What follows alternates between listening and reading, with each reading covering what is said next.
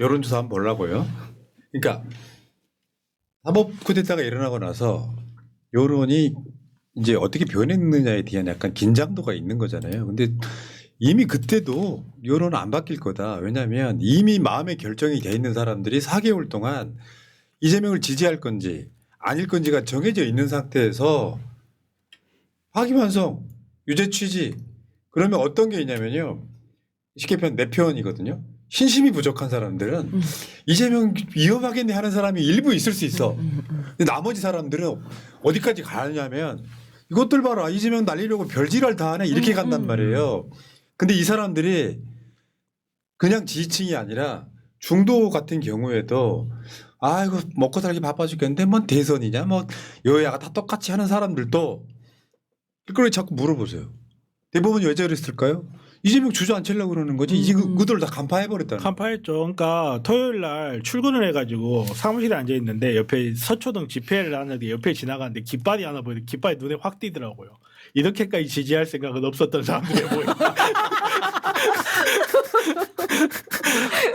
이렇게까지 지지하게 돼 보이는 거야. 정말로 실제로 제 아는 어떤 분도 되게 좀 보수적이신 분인데 그때 꼴보수까지는 아닌데 보수적인 분이신데 이분이 이 선거 판결 나오니까 그러는 거야.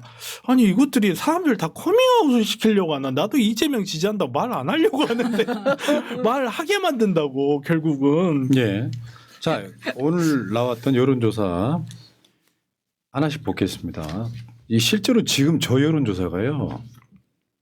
1,500명짜리거든요. 근데 보수 과표집이에요. 보수 489명, 진보 303명. 그러니까 일단 과표집이라는 거 염두에 두고 한번 보세요. 왜냐하면 또 하나가 또 있어. 하나가 또 있는 게 국민의힘 전당대회 기간이었잖아요. 맞아요. 그러니까 저 국민의힘의 그렇죠. 지지층이 좀 살아있는 상태, 네. 활성화되어 있는 상태. 전화 받으려고 대기하고 있던. 맞아요. 여기서 지금 김문수하고 이재명 후보는 46.6 대 27.8이에요. 안 올라. 이번에 다른 여론조사를 보니까 김문수, 한동훈, 홍준표 뭐 등등 다 합친 여론조사의 숫자가 안 나와. 서로 시너지가 안 나는 상태예요. 그다음에 한덕수하고는 이재명 46.5, 한덕수 34.3인데 저거는 어떤 느낌이냐면 한덕수는 지금 그러니까 대체적으로 지금까지 흐름은 국민의힘 주자로는 내란 당이기 때문에 안 된다가 포함돼 있었고 사실 한덕수는 정치권에 어떻게 보면 신인에 가깝지 않습니까? 그래서 저런 식으로 조금 더 올라가는 상황에 있긴 한데 이재명 대표보다는 22%포인트 정도 아니 12%포인트 정도 더 낮아요. 근데 보수 과표집이야. 감안해서 보시기 바라겠고요. 차기 대선 보수 단일 후보 적합도인데요. 지금 현재 여론조사상으로 보면은 김문수는 한덕수한테 먹힙니다. 아 생각해봐요. 그 찌끄레기 김문수가 그저 뭐 구구 유튜브를 하고 있던 정광훈의 그 벗 김문수가 대선 후보가 될 거라고 상상을 했어요. 본인도 놀래고 있을 거예요. 그러니까요. 그러니까 정치를 아예 모르는 사람들도 오히려 한덕수한테 먹힐 거라고 저는 보는데 이따가 따로 이야기하겠습니다만 김문수는 어떻게 올라간 자리인데 저 자리 놓치겠냐고요. 그렇죠.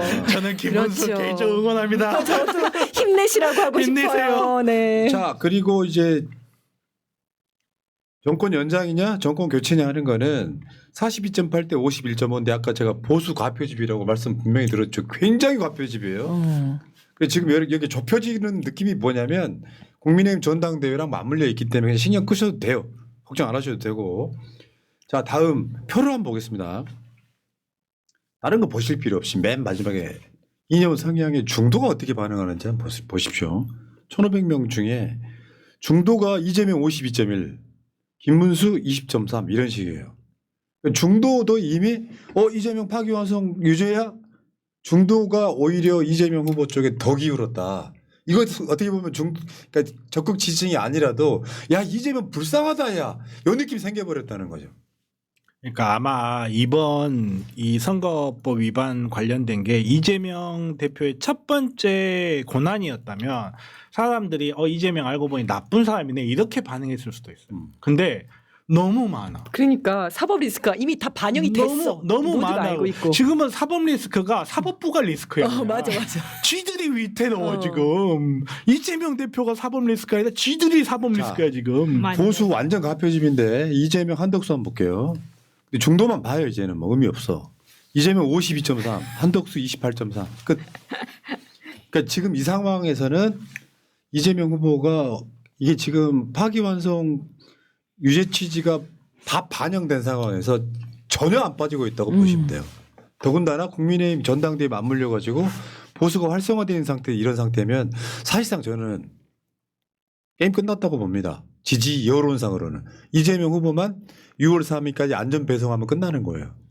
왜냐하면 저쪽이 완벽하게 이재명 대선으로 가고 있는 상황에서 판을 흔들어 보려고 던진 카드야. 네. 일단은 그 다음에 이제 이게 안 되면 아마 저쪽 세력들은 이재명 후보를 대선 전에 날리려고 시도를 하겠죠. 마지막 시도는 오만 시도를 다 하겠죠. 민주당하고 우리가 진압하면 되는 거니까 이렇게 보시면 되고 오늘 여론조사 꽃도 한번 볼까요? 여론조사 꽃 이게 지금 전화 면접이거든요. 이 전화 면접인데 민주당 49.7, 국민의힘 34.5. 대체적으로 지금 여기 밑에 그래프를 보시면 아주 비슷하게 가고 있어요. 국민의힘이 저 전당대회 효과를 오르니까 민주당도 올라버립니다. 그다음 대선 인식 정권 연장 31.2, 정권 교체 64.7. 이게 지금 전화 면접인데 아까 리얼미터는 자동응답이에요. 그 차이거든요. 차마 면접원들한테 이야기 못하는 분들 계세요. 속마음으로요. 야야 정권 연장해야 된다. 나 이재명이 싫어할 수도 있지만 어떤 사람들은 목소리 예쁜 상담원들한테 그 속내를 표현 못하는 수는 분명히 있습니다. 어차피 걔네들 투표가 안 나와요. 자 대선 주자 선호도 한번 보겠습니다. 이재명 47.3, 한덕수 19.0.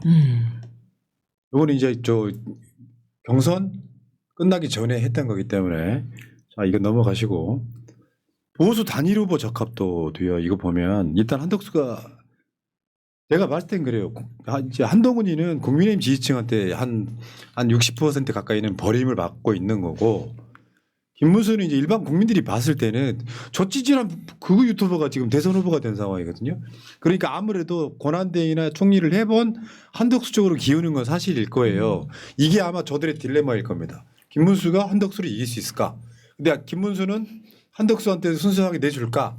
여기 이제 우리가 바라보는 팝콘 각인데 이것도 그렇죠. 이재명 후보를 6월 3일까지 안전 배송하기 그 한다는 전제하에 우리 이야기하고 있는 거고. 무진동 차량으로 준비합시다. 그다음에 단일화 가상 양자 대결 한덕수하고 김문수인데요.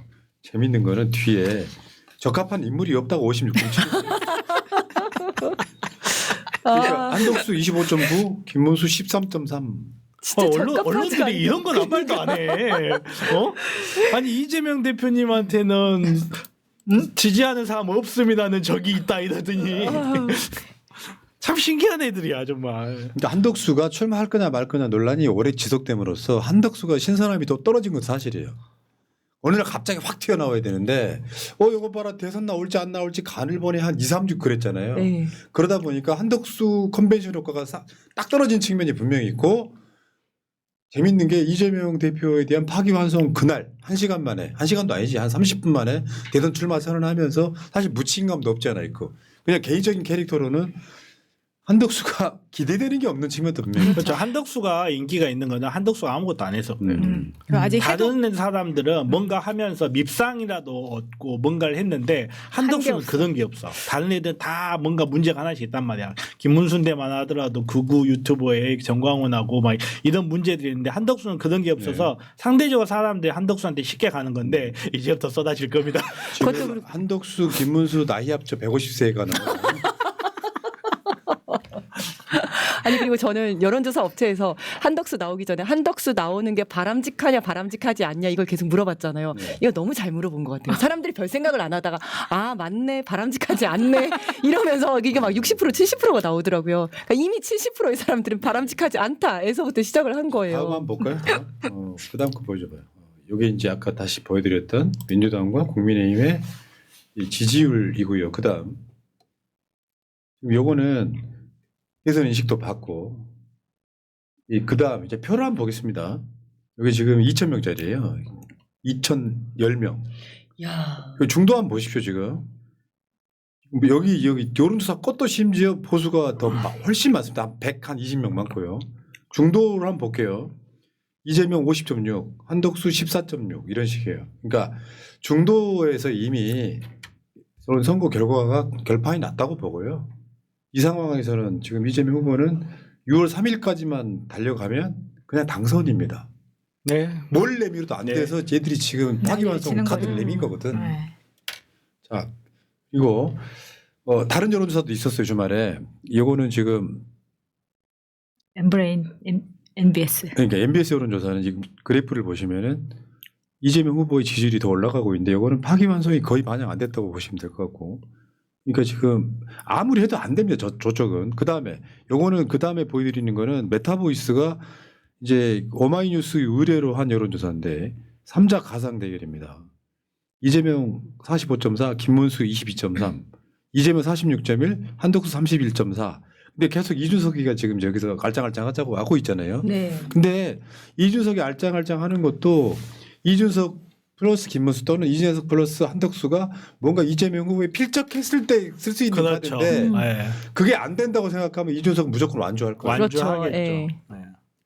그리고 MBC가 지금 최근에 온라인에서 그 여론조사 M이라고 해갖고 사이트를 하나 만들어서 뭘 하냐면은 지금까지 나오는 여론조사를 다 합친 결과를 보여주고 있어요. 여기서 보면은 사실은 그게 가장 정확하지. 그렇죠. 저번 대선부터 계속 네. 해왔던 작업. 그러니까 그게 지금 5월 첫 주 지금 파기환송 난 뒤에 이재명 후보가 더 올랐다는 그래프를 보여주고 있는 거고요. 없음이 시간이 갈수록 확실히 네. 줄어들고 있네요. 그게 그렇죠. 이재명 쪽으로 많이 가고 있는 것 이제 같아요. 그 여론조사 M에서 보여줬던 중도의 여론조사만 따로 한번 보여드리겠습니다. 중도 한번 보세요. 맨 마지막 끄트머리에 확 올라가잖아요. 야, 씨, 내가 이재명 내가 엿게 뭐 논란이 어쨌건 간에 이재명 지지하면 대통령 되면 대한민국 잘 될 것 같은 생각에 지금 마음이 이렇게 살짝 희미하게 갔었는데 저런 식으로 지금 이재명을 지금 주저앉히려고 하나에 중도층 여론이 와. 확 올라가는 거예요. 진짜. 사람들이 기분이 와. 나쁘잖아. 그렇지. 다른 걸 떠나고. 네, 네. 아니 내가 찍겠다는데 지들이 뭔데? 중간에 이거 진짜 껴들어가지고. 확실한 지표네요. 네. 딱 그날 확 올라가는 게 보이네요. 자, 어쨌건 이 여론조사를 보면 사실 이제 정치하는 사람들은 엄청나게 출렁인 판을 이제 흔들려고 던졌던 이슈에 어떻게 반응하지 궁금하잖아요.